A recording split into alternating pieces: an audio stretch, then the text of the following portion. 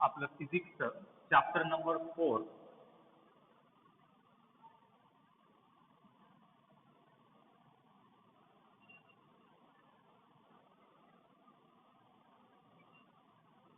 Thermodynamics सुरू आहे.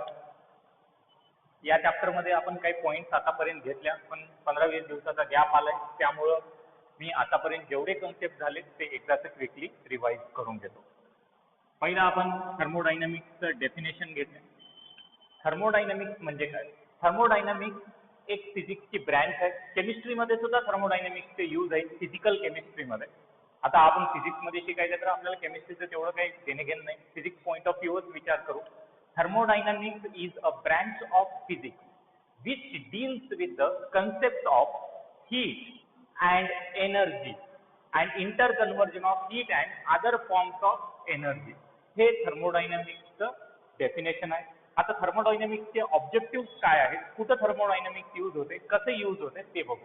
हे एक मॅक्रोस्कोपिक सायन्स आहे, कारण इथं जे मॅटर राहते बल्कमध्ये राहते. मॅटर राहते बल्कमध्ये आणि इथं टाइम बॉन्डिंग नाही. रेट ऑफ रिॲक्शन वर काहीच डिपेंडन्सी नाही. रिॲक्शन स्लो व्हायला आहे का फास्ट व्हायला आहे, थर्मोडायनामिक्स मध्ये त्याचं काहीच देणं घेणं नाही. इथं फक्त रिॲक्शन चा इनिशियल स्टेज काय होता आणि फायनल स्टेज काय आहे या दोन पॉइंटवरच डिपेंड आहे. इनिशियल अँड फायनल ते कोणत्या पाथनं चाललाय, कशा प्रकारे चाललाय, काहीच देणं घेणं नाही. इथं मायक्रोस्कोपिक टर्म्स आपण कन्सिडर करणार, प्रोटॉन्स, इलेक्ट्रॉन्स, न्यूट्रॉन्स, ॲटम. इथं आपण बल्कमध्येच मॅटर कन्सिडर करता. हे झालं थर्मोडायनामिक्सचे ऑब्जेक्टिव्ह. त्यानंतर काही इम्पॉर्टंट टर्म्स घेतल्या आपण रिलेटेड विथ द थर्मोडायनामिक्स. ते होते सिस्टम,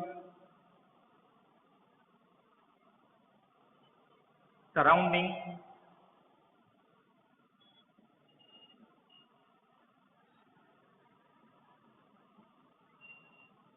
बाउंड्री,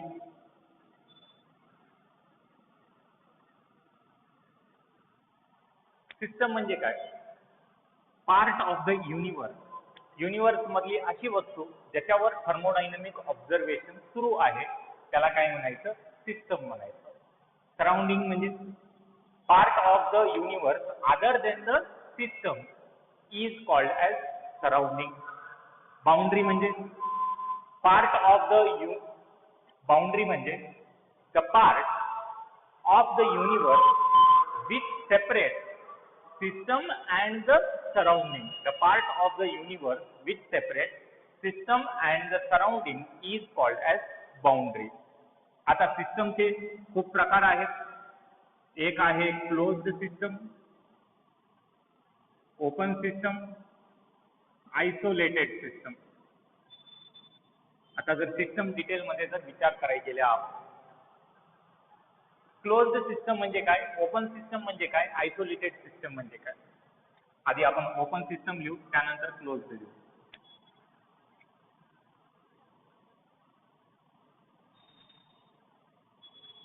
ओपन सिस्टम म्हणजे असा सिस्टम जिथं बोथ मॅटर अँड एनर्जी,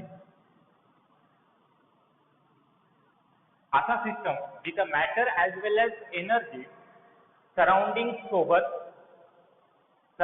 सोबत कॉन्टॅक्ट मध्ये येते, एक्सचेंज होऊ शकते सराउंडिंग सोबत. ओपन सिस्टीम मध्ये. क्लोज्ड सिस्टीम मध्ये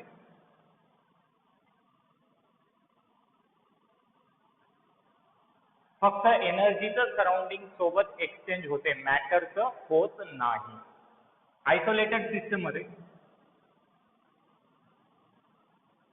neither matter nor energy. Matter as well as एनर्जीचं सराउंडिंग सोबत एक्सचेंज होत नाही आयसोलेटेड सिस्टम मध्ये. But perfectly isolated system available नाही. एक्सचेंज होत नाही, पण काही काळासाठी, त्यानंतर एक्सचेंज होणार म्हणजे होणारच. इथपर्यंत झाल्यानंतर आपण दोन प्रॉपर्टीज घेतल्या. Extensive property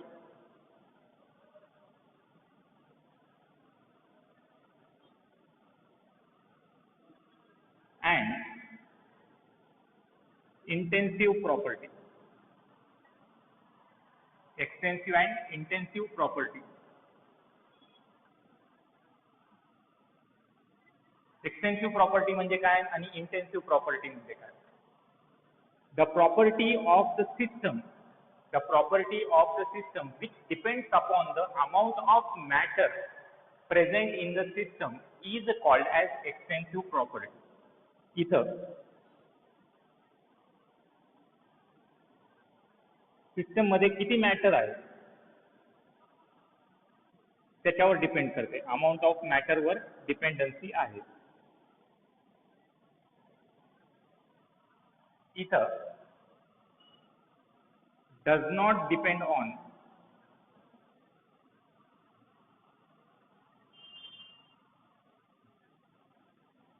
amount of matter,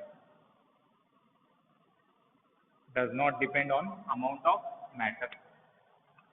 amount of मॅटरवर डिपेंड करते. इथले एक्झाम्पल जर म्हणलो मास,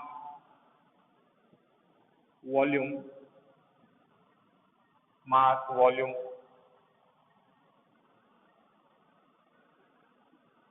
स्पेसिफिक हीट,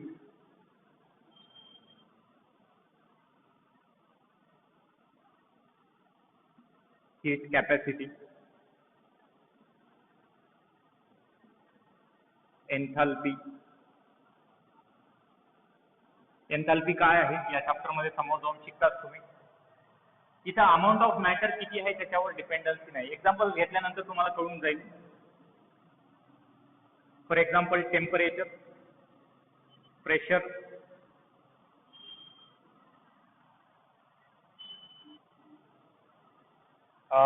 मेल्टिंग पॉइंट,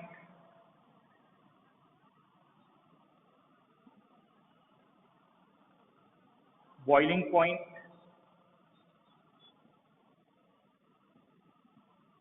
त्यानंतर रिफ्रॅक्टिव्ह इंडेक्स, असे खूप टर्म्स येतात एक्झाम एटसेट्रा. आता मेल्टिंग पॉइंट वरनं सांगतो मी, बॉइलिंग पॉइंट वरनं. वॉटरचा बॉइलिंग पॉइंट किती आहे? मी जर पाणी इथं 100 ml घेतलो आणि इथं 500 ml घेतलो, 100 ml आहे, इथं 500 ml आहे. मला सांगा या पाण्याचं बॉइलिंग पॉइंट किती राहील आणि या पाण्याचं बॉइलिंग पॉइंट किती राहील? 100 ml पाण्याचं बॉइलिंग पॉइंट 100 डिग्री सेल्सिअस आहे. 500 ml पाण्याचं सुद्धा बॉइलिंग पॉइंट 100 डिग्री सेल्सिअसच राहील. याच्यापेक्षा जास्त जरी पाणी असेल आणि याच्यापेक्षा कमी जरी असेल तर बॉइलिंग पॉइंट सेमच राहील. इथं क्वांटिटी ऑफ मॅटरवर डिपेंडन्सी आहे का? नाही. त्याला आपण म्हणता इंटेन्सिव्ह प्रॉपर्टी. आणि क्वांटिटी ऑफ मॅटरवर जर डिपेंडन्सी असेल तर ते आहे एक्सटेन्सिव्ह प्रॉपर्टी. इथंपर्यंत आपलं झालंय. त्यानंतर आपण थर्मल इक्विलिब्रियम नावाचा एक कन्सेप्ट घेतला. थर्मल इक्विलिब्रियम तुम्हाला तर माहिती आहे, हीट एक फॉर्म ऑफ एनर्जी आहे जे की कधी हायर टेम्परेचर पासून लोअर टेम्परेचर पर्यंत फ्लो करत राहते. From higher temperature to lower temperature. आता दोन सपोज कंपोनंट घेतले आपण, एक हायर टेम्परेचरवर आहे आणि दुसरा लोअर टेम्परेचर आहे. तर मग हायर टेम्परेचर पासून हीट लोअर टेम्परेचर कडे जाऊन दोन्ही सेम टेम्परेचरला येतात कंपोनंट आणि हीट एक्सचेंज तिथं थांबते. जेव्हा दोन्ही कंपोनंट सेम टेम्परेचरला येतील तेव्हा ते थर्मल इक्विलिब्रियम मध्ये आहेत असं आपण म्हणू शकता. आता थर्मल इक्विलिब्रियमच्या बेसिसवरच आपण समोर जाऊन एक झिरोथ लॉ ऑफ थर्मोडायनामिक्स शिकतो. Zeroth law of thermodynamics. Zeroth law of thermodynamics.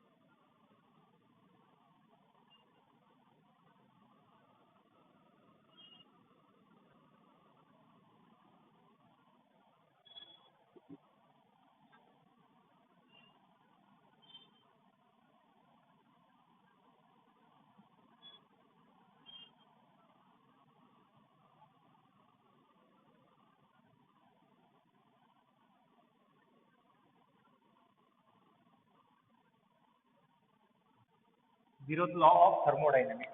If two systems are each in thermal equilibrium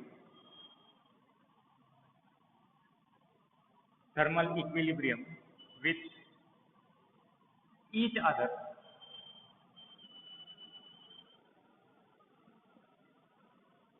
if two systems are in thermal equilibrium with each other किंवा with third system,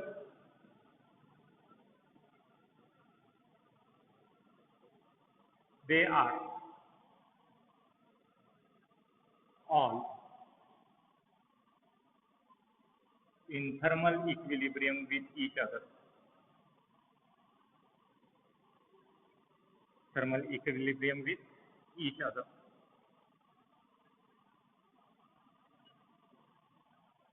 suppose इथं 3 systems आहेत A B C. A B C जर 3 systems असतील, सुरूला जर मी म्हणलो ए आणि बी thermal equilibrium मध्ये आहेत, इथं आहेत सी. नंतर जर म्हणलो मी